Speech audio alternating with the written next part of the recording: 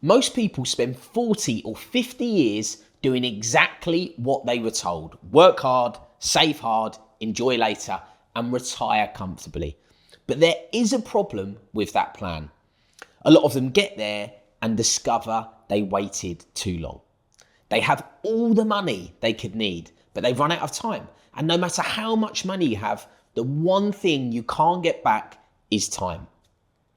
In this video, I'm going to show you the 3 things you should be doing with your money instead of blindly saving for retirement, why giving away more is now better than leaving it in a will, and the one question that changes absolutely everything, but almost no one asks. I'm Chris Ball, CEO and founder of Hoxton Wealth. We work with over 10,000 clients globally who've built real wealth, and we've helped them to figure out what to actually do with it. What I'm about to share is not theory. It is what we see playing out with real people every single day. So part 1, the goal of retirement saving is not to die with the most money. Clearly, it's to have enough and to enjoy it while you still can. Carl Jung wrote about something he called the 2 halves of life. The first half is about building. You're building your career, income, security, family, status. And Jung said that the second half has a completely different purpose. It's not about accumulating anymore. The second half is about meaning and asking, what was all that building actually for? The problem is a lot of people don't make that transition. And I've seen it with my own clients too. They build for so long, they've run out of time, and now they don't get to enjoy it at all. Answer this question for me now. If you had all the money you needed right now, what would you actually do differently? That answer tells you what your money is actually for, and it should shape how you plan, not just how much you save. Having the most money isn't the goal. It's just the enabler to do the stuff you want to do. So, what do you want to do? This is the shift in mindset you need to have. But it raises a practical question. If not just saving, then what do you do? The first answer might surprise you. Part 2, giving money away while you're alive almost always creates more value than leaving it in a will. If we think for a minute what age most people are when they receive an inheritance, it's usually between 55 and 64, research suggests. By that point, your children have bought a home, raised kids, built careers. The money is welcome, but being frank, it's not going to really change their lives. Now imagine if you gave them the same amount of money 20 years earlier. You might be helping your daughter to put a deposit on her dream house, or you're helping your grandchildren go to college or university. That can be life-changing stuff for the people you care most about. As the saying goes, it's better to give with a warm hand than a cold one. Being around to see them actually enjoy it is priceless, and selfishly will give you an enormous amount of pleasure. So we know that giving during your lifetime can be good because number 1, it's going to make you selfishly happier.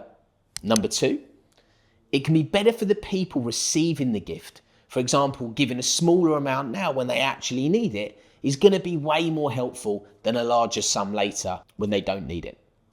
Thirdly, there are tax efficient ways to give during your lifetime that are worth understanding before you decide how to structure things.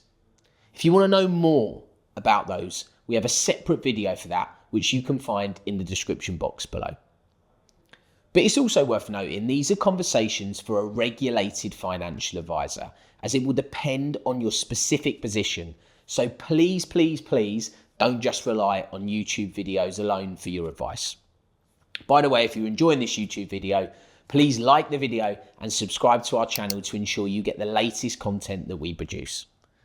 So we've talked about your money and your children's future, but there is a third dimension most retirement conversations completely ignore, and it's the one that tends to produce the most regret. So part 3, working out how much is enough is the most important financial question you will ever answer, and almost nobody asks it directly. When John D. Rockefeller, once the richest man on earth, was asked how much money was enough, He said, just a little bit more. This is not a joke. This is how most people actually feel, no matter how much money they have. And I see this with clients who are, by any kind of measure, financially secure, but they keep building and working to make more and more and more. But the longer they work, the more they're deferring the life that they actually want to live. And they don't need to be. They just never bothered to stop and ask the right questions. So let's sit here and consider three things. First, if you had all the money you needed right now, what would you change? Would you still work, or would you be doing something completely different? The answer to this question tells you what your life actually looks like when money is no longer the constraint. Second thing, if you had 5 to 10 good years left, healthy, active years, what would you actually do with them?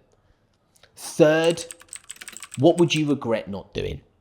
Would it be spending more time with your grandkids, going on that family holiday, taking that trip you have been putting off, or simply enjoying life with your spouse?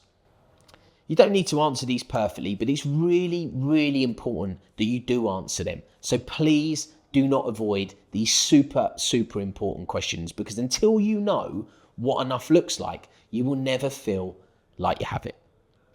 This is not really about retirement savings at all.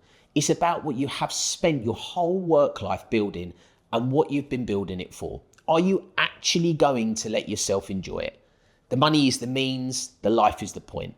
Most people spend decades focused entirely on the means and then run out of time before they get to the point. You do not have to.